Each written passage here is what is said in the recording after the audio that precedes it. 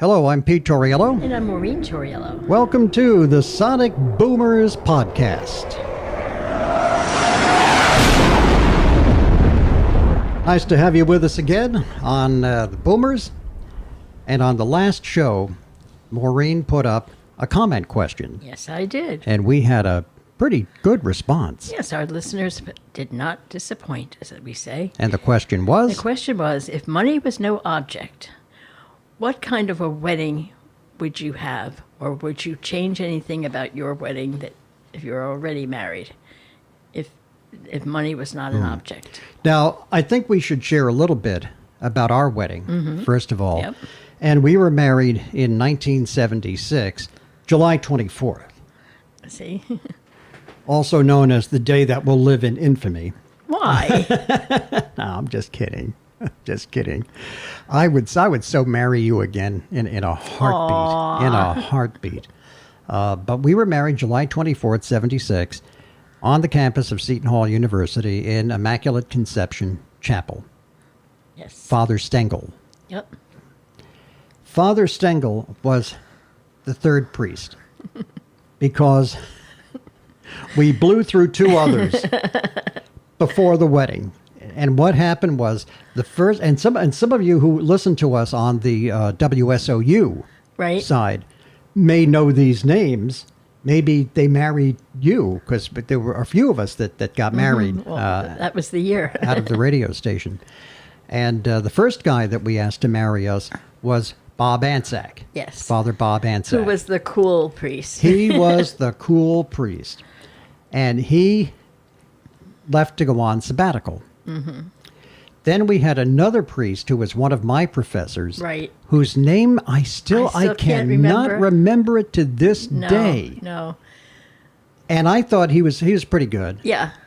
And we got a letter from him saying that unfortunately I'm not going to be able to perform your wedding because I'm leaving the priesthood and getting married myself. Strike two. Strike two. So now, like, Maureen and I are like freaking out. Yeah, I mean, because this is like maybe less than a month before the wedding. Before the wedding, and we're like, what are we going to do now? And don't forget, we're getting married on a college campus, which basically goes down to a skeleton They're crew all gone in the for summer. the summer in July. And, so we didn't even know who was going to be around. Now, what I think is funny is you called the university and said, I need a priest. And they thought somebody was dying or something. Yeah, they were like, for last rites? And I'm like, no. Let me rephrase that. But I was just in such a panic, And I explained our situation, and they said, okay, let me, this Father Stengel is going to be around, but he wants to meet with you first, just to make sure. And he was nice. And he was pretty nice. I mean, it was okay. I mean, it would have meant more to me to have had someone that knew us personally, so you don't get Bob Ansack. Right, so you don't get like that cookie cutter rubber stamp Generic. kind of ceremony. But it worked, and he was fine. And our ceremony was really just the way I wanted it. We had a guitar mass primarily, and then we had organ for the processional and recessional, so that I could still have my Here Comes the Bride, and I could still have the bridal chorus from Lohengrin, I think that's what you call it, the newlyweds theme, da da da da da da da. Actually, after the wedding, I wanted Lohengrin. I wasn't looking for a Lohengrin. I could have used a few Lohengrin. Oh, now.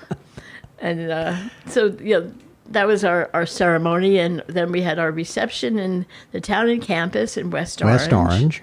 Which is now something totally different. I'm not even sure what. Yeah, I don't know what they call it now. But it was nice. It was a very nice place. But the problem was we picked out the room where we were going to have the reception. I mean, you plan your wedding like at least a year in advance. Yeah. So we were there, maybe a year before, making all the arrangements. And the room that we picked out was called the veranda room. Mm-hmm. And when we saw it, the colors were. It was like lavender and blues and cool colors. And it just had the room was at the end of the building, and it had sort of like a curve to it, all windows, like floor to ceiling windows overlooking a garden. And it was really, really pretty. And you walked in, and it had sort of almost a glow about it because of the It did. soft purples and the soft blues, almost like water. You know, it was very, very tranquil. And we saw the room, we booked our reception. We didn't see it again until the day of our wedding when we walked in there. And guess what? Lo and behold, they painted it. the room. And it was like mustard gold. Yeah. Yeah. And it was not as pretty as the one that I think they renamed it the Gouldens room at that point instead of the veranda room. It was like mustard gold, and Maureen and I were shocked, but it was still a great great reception. In the end, who cares? It's like it's all about your family and friends and the celebration and having a really good time and making the day memorable for the two of us. And I wouldn't have changed anything about that. Do you remember the name of the band? Something Man. Ronnie Man. Man. Ronnie Man. Yeah, Ronnie Man. Yeah, and we had a live band, which nowadays And a is very hard full to band, do. Yeah, and nowadays it's hard to do that. Yeah. Today you most get people, Nick Minza and his singing dog. Well, most of the time they do. And maybe a kazoo. Most of the time people have to use like a DJ, which is fine. But the live music was really, over the top. I thought it was really great. Yeah. I think a DJ is probably the cool thing to do now, and, Well, it's not and really a live cool. band It's is. the You think it's more the cost expense? effective, yeah. And a DJ, they can call up any song you want, at a moment's notice. Yeah, They could just go on, any one of a million websites, or I don't even know where they get them all from, the MP3s and stuff online. And you want a song, if somebody makes a request, they don't have to say, "Oh, let me look through my records." Oh. Now, our wedding song was "If" by by David Gates and Bread. Right. Yes, And I was. still think it is the perfect song for us. It is. It is. And we have revisited that many times. Oh, yeah. Yeah. It's come up like really in unusual ways. Like we went to see our buddy Joe Caroselli one time, and he's a fabulous drummer, good singer. He's got a big band, and he sometimes performs as a duo with one of his friends. Mm-hmm. And we went to a restaurant where he was playing, and he saw us come in, and he greeted us very warmly, and we exchanged some conversation and stuff. And unbeknownst to us, in the midst of his set, he goes, "Oh, and this one goes out to my buddies Pete and Maureen," and he plays "If." I didn't even know how he would remember that. Did that blow us away or what? It blew us what? away, and it was such a sweet, sweet thing to do. That's the kind of guy he is. Yeah. Yeah. But regardless, I just can't believe that he even knew that or remembered that, because he couldn't be with us on our wedding. If you remember, That's he had a right. gig, and so it wasn't like he went to the wedding and remembered it. He just knew it. Somehow Joe knows things, and so that was neat. And then another time that it came up unexpectedly, you were singing, cantoring a wedding with our buddy Phil Neely, and the bride was late, or the wedding party was late, and he was playing instrumentally just songs that, of wedding type songs and stuff. And all of a sudden he goes into "If." And he didn't know that was our song or anything. And it just kind of came up. And the thing was, it was that wedding that you were doing was right around our anniversary. So it was almost like the spirit was there and just planted that gift for us. And what I'd like too is that song was not, and I'm surprised it's not a bigger wedding song than it is, because it's just so spot on. Yeah. And it is so spot on for us.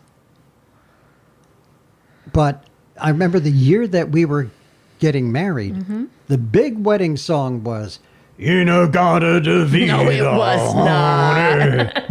No, it was actually "Color My Color World" My by World. Chicago. Yes. Everybody was was using getting that. married to that song. Right.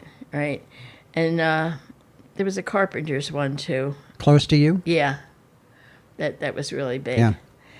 And we wanted something different, and we came up with this one, and it was perfect, and it still is. I would Yeah. not change that for anything. And I would not have changed anything about our wedding day.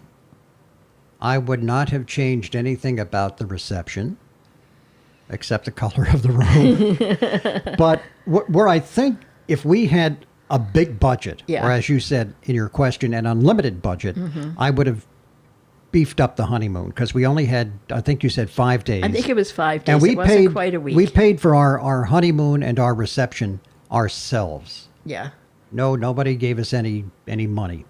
So we paid for it ourselves, and so we kind of had to watch the budget. And I think that maybe a full week in Miami would have been nice, or really get more exotic, and maybe it would have been nice to do Hawaii, or because you and I love the koalas so much, it would have been nice to maybe go to Australia. Yeah. Yeah. For our honeymoon. Or I would just even have just liked a cruise of some sort. Yeah. You know, something a little more tropical and exotic, like you said. Or Paris. Paris. Now, there Yes, you go. yeah. Eiffel Tower. Yeah, I mean, I'd love to see Paris. I'd love to see the Eiffel Tower, but I don't speak a lick of French, but you do. Yeah. So. So I'd really be relying on you very, Oh, gee, wouldn't that Very, be terrible for you very, to have to rely on very me? heavily to get me through that. Well, we could take a side trip to Italy or something, and then I could rely on you. But yeah, that's what I would change. Me too. And a lot of our listeners and our viewers kind of shared similar sentiments. You want to go through some Yeah, of them let's go now? through some Let's of see them. what we have. Okay. Okay, our friend Joe says, and this is not Joe Carousel, it's a different Joe. Yeah. He says, great question. If money were no object, I still wouldn't spend it on a wedding, LOL. But the honeymoon would be insane. Yeah. Yeah. And I like that. Yeah, I agree with that. Sandra wrote, same here. In our day, they were all similar but perfect. And Barbara says her perfect wedding would be the one that she had 44 years ago. The church ceremony, nice reception, live band, open bar, excellent food, and the love of my life. And Kathy writes, that sounds like my wedding too. And Leah said, if money was no object, I'd do everything the same except invite more people. We had a very small budget and had to keep our list under 50 people. And she missed having her extended family there. And, you know, I kind of do think that's kind of like something that I don't think I would need more people on our list. But if money was no object, I might have picked a fancier venue, too. I might have, for our wedding Like the reception. Manor? Like the Manor or something. Really, see, no, I think the Manor is kind of over the top. Well, I mean, I'm saying like it, you know, like Yeah. maybe not that particular one, but I might But have I get it. gone It's your wedding day. I get it. You want to pull out all the stops, yeah, too. yeah, I might have changed that a little bit, but Yeah. yeah. Now, we had, about 100 people at our wedding. Now, remember, we were married in 1976. Yeah. The And bicentennial year. the bicentennial year. And the cost of our wedding, the reception, and the honeymoon came out to how much? Well, the whole thing, the photographer, the flowers, the dress, the whole Soup to shebang. nuts, yeah. I think it was under 3,000 or maybe just about 3. This is where our audience goes, what? Yeah. And it wasn't a chintzy wedding. I mean, No, you it know, wasn't. it was a full meal, cocktail hour, open bar, live band, and we were able to do it for just about 3. Now, did your mother get involved with the guest Guest selection process at all? Not too much. You know, I wrote down my ideal list. Yeah. And then she looked at it and she said, "Oh, that's fine." You know, like, She said, that's fine. Now, can you get a different groom? oh, God bless her. My dad was the sweetest guy, but his thing was he was a huge Budinsky. Mm-hmm. And all of it, as they say, out of a place of love. Right. But he would be like, why don't you invite this one? Why don't you invite that one? What? And these are all friends of his and or my mother's that they hung out with Right. in their day, or relatives Right. that I hadn't seen in, since I drew my first breath. Mm-hmm. But his thing was, invite this one because they got money. They'll give you a nice gift. They'll give you a nice envelope. You know what up, Peter? Peter, don't be stupid. Invite Tony Cerise. He's got money. I'm like, I haven't seen Tony Cerise in 30. I wouldn't know if I tripped on him. No, I'm telling you, the guy's got money. He'll give you a good gift. But at the end, I held firm, and I think we kind of had to. I mean, kind of had our to. We budget didn't was have the our budget. budget. They Yeah, weren't kicking yeah. in any money for all these extra people. And quite so. frankly, some of the people that I did invite that were on my father's, you need to invite this one Right. list, were cheap. Or they didn't come. Or they didn't come. So there. So there. There you go, Pete. So going back to our list here, Diane says she already had an ideal wedding. It was one where I was surrounded by family and friends. There was no obvious drama that we know about. And I was marrying someone who really, really loved me. Julie writes, we did not have an over-the-top wedding. Actually, 2 weddings. First was in court. Geez, she's suing him already. The ring ain't even on yet. I think she means a justice of the peace. I know. And second was on our 1-year anniversary. We planned our church wedding and the music and readings that meant the most to us, and I wouldn't change a thing. And Dee says, quiet and personal. And then she says, Vegas would be fine. No big shebang for me. Now, Dee, with all due respect, I have to say, how do you do quiet and personal in Vegas? In Vegas, where people get married by Elvis. Yeah. I don't. Well, I guess he's quiet. yeah, he was quiet. Thank you very much. Thank you very much. And you have what, Joanne? Joanne says she wouldn't change a thing. Donna writes, Barry and I were married by a justice of the peace. And that was the last peace that we ever had. We thought about renewing our vows when we went on a cruise for our 25th anniversary, but decided if it's not broke, why fix it? I could kind of go along with Yeah, that. go with that, because, if you don't do the cruise, you can't be thrown overboard by your spouse. There you go.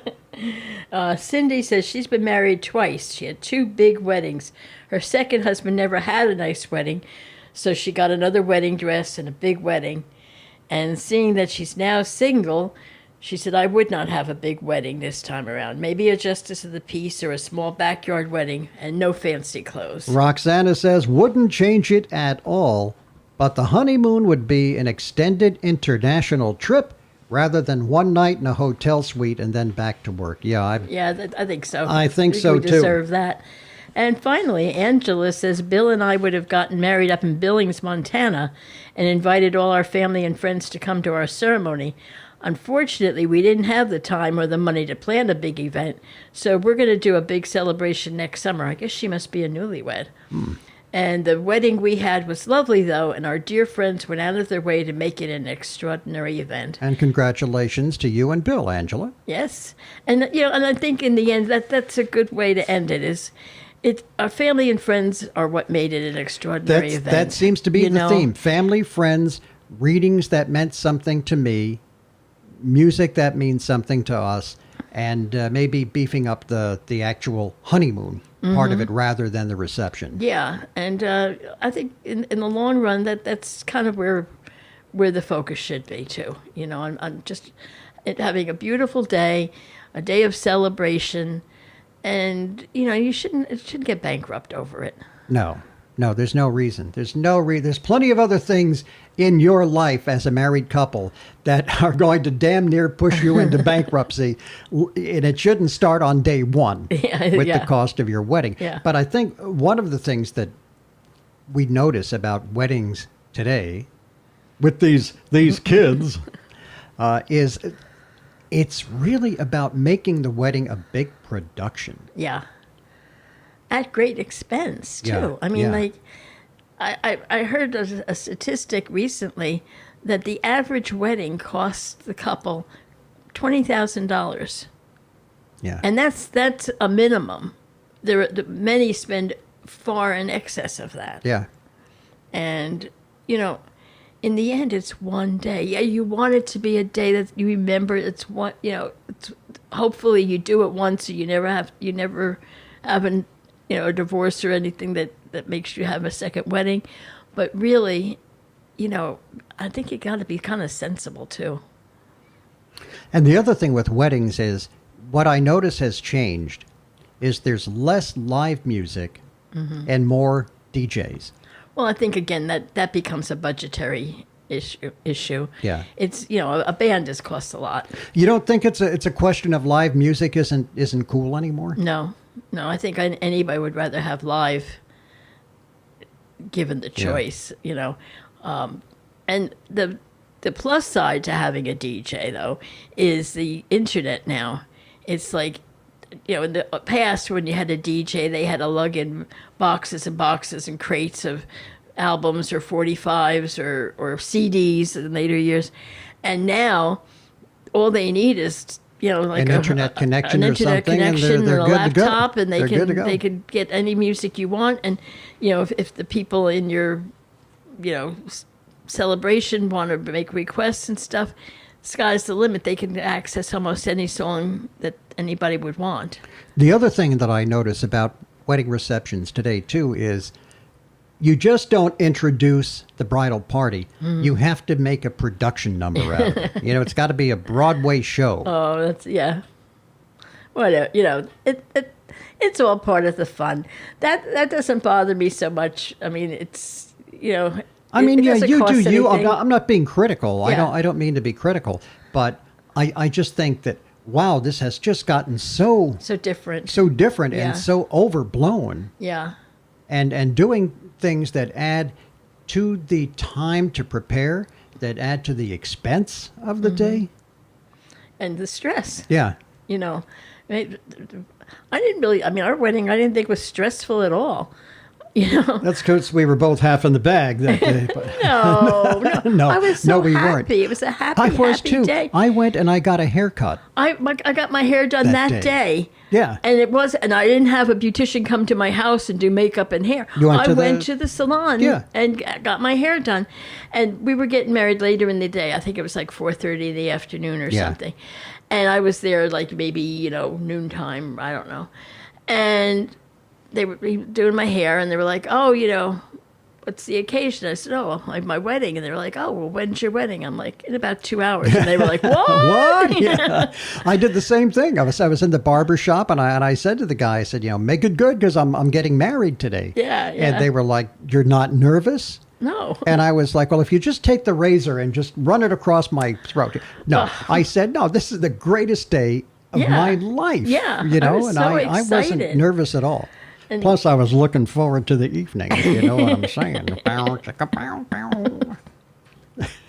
You are hopeless. You're absolutely hopeless. Oh, tell our viewers and listeners about that crazy room that we stayed in on our wedding night. Oh, yes. The reception package included one night in their hotel. The hotel And that's was, all you'd want to spend there. but the hotel was part of the reception, venue. Yeah. And, it was the Goldman Hotel. It sounded like a nice hotel.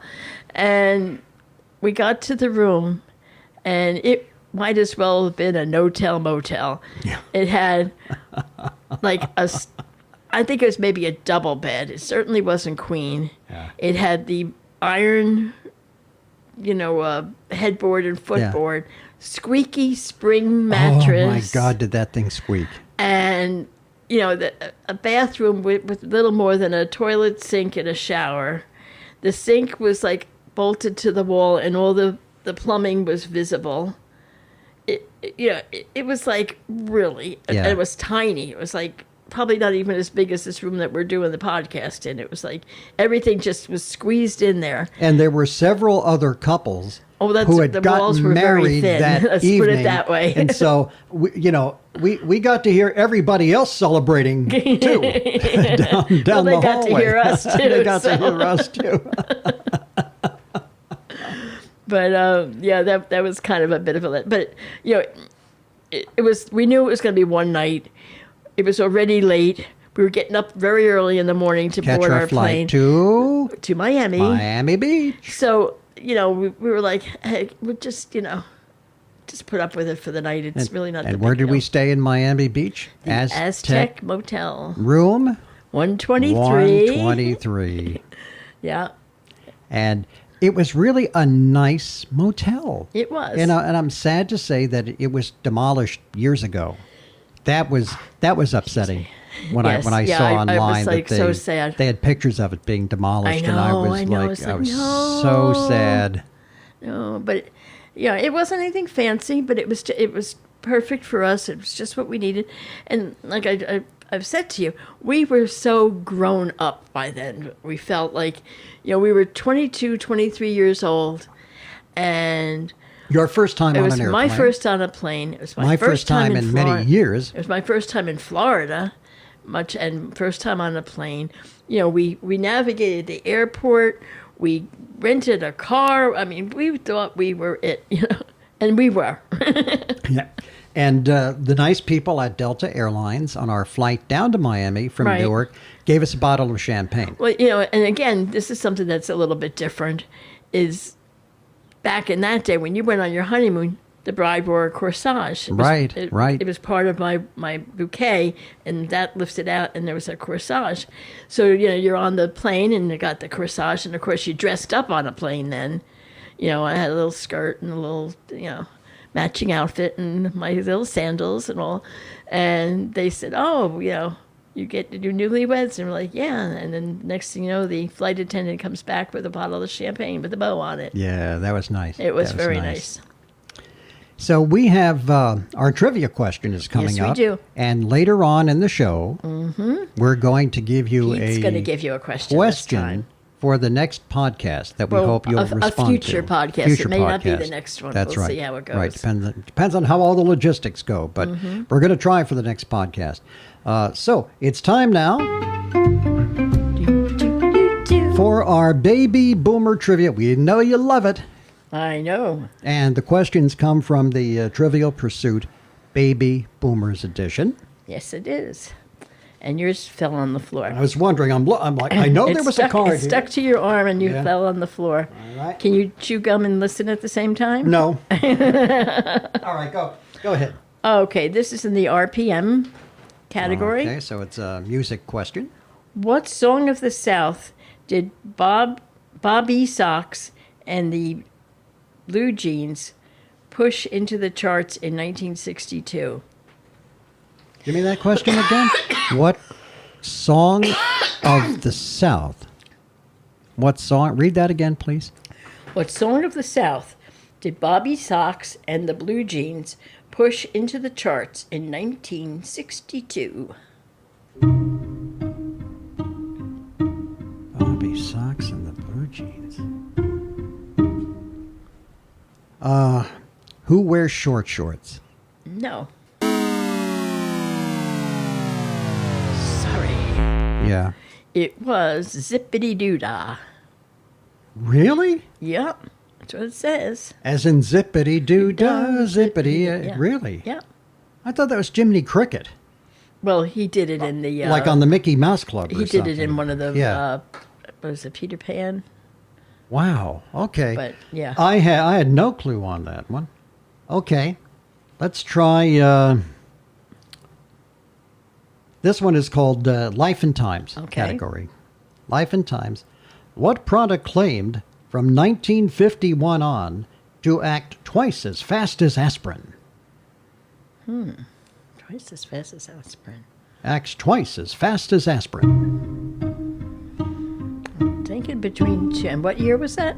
1951 was when they started. But when you and I were growing up, they were still using that ad campaign. Yeah. I'm trying to think. I'm going to say...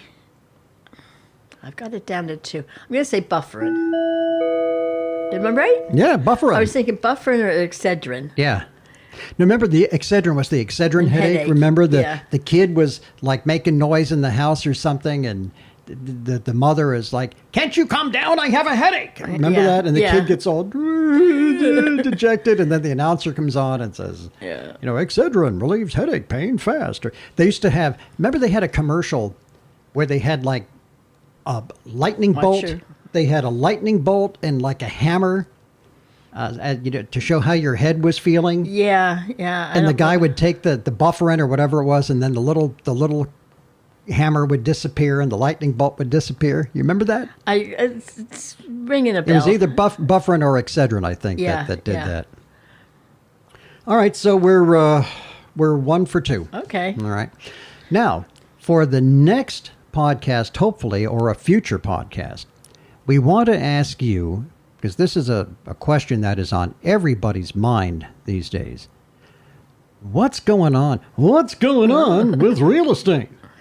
What's going on is, do you think that the market, that the bubble is about to break? I mean, I can tell you, we bought this house 2.5 years ago, and it was kind of at the top of our budget. We couldn't buy this house today if we wanted to. No. It's priced, it would have been priced out of our market. It would have been. And we've been seeing the last couple of years, we got in here in the nick of time, our realtor said. We did. Because it was just shortly after we closed on this house, that the pandemic hit. And all hell broke loose. And all hell broke loose, and the real estate market went crazy. It went crazy, and it was a lot harder to sell and stuff because, you didn't want people going through your house, spreading germs. Yeah. And we did the right thing. And then the market got like super heated up where you would have, I mean, even our house sold in a day. Mm-hmm. And we put it on the market on a Friday, and by Monday, we were like under contract. It was incredible. It was and it was a full cash offer, not only a cash offer, but $10,000 over asking. Mm-hmm. And that's nothing. You ain't seen nothing yet. There have been houses that have been going for $20,000, $30,000, $40,000 over asking. And more. Bidding wars. Yeah. I mean, the development that we're in here in Madison Park, these houses, when they were sold in 1955, 1956, $12,990. Mm-hmm. No money down. My dad would have plotzed. My dad would have passed out to think that these houses were going for over $400,000 now. Yeah. It has been a real rocket ride. But the question, I think, on the mind of many homeowners and of many people that want to buy a home is this coming to an end? Is the bubble about to break? And I've heard people in the real estate world saying, yes, it is starting to slow down. Inventory is starting to come up a little bit. Houses are being on the market longer periods of time. Prices are going down. There's others who are a little bit more dire and saying that, the bubble is about to break, so sell now or forever hold your peace. Yeah, and conversely, there are some that we've heard that said, it's a little bit slower, but it's overall people are still want what they want and they're willing to pay for it. And we would really like to get an expert's input on this. Yeah. So if there are any realtors in our listening audience who would like to maybe weigh in on this and maybe give us an expert feedback and information, we'd like to have you on the show. Them. And we would, we could do it in several ways. Our most wanted way would be for if you could actually come here and we could be part of the YouTube video version of the show. But if not, we can still do things over the phone. So, but in person would be better if you can possibly do it. And we're right here in the Madison Park section of Old Bridge. And if you want to reach out to us, you can put it in the comments on Facebook, or you can send it to our email, which is thesonicboomers@aol.com. And we'll be happy to hear from you. And even if you're not in the real estate business, just tell us what you think. What are your feelings about where the real estate market is going forward, as they say. Yeah. So that's going to do it for this week's edition of the Sonic Boomers. We invite you to join us again soon when the next one comes your way. We thank you for listening. We thank you for watching. And until that next show, I'm Pete Torriello. And I'm Maureen Torriello. Now go out and make some noise.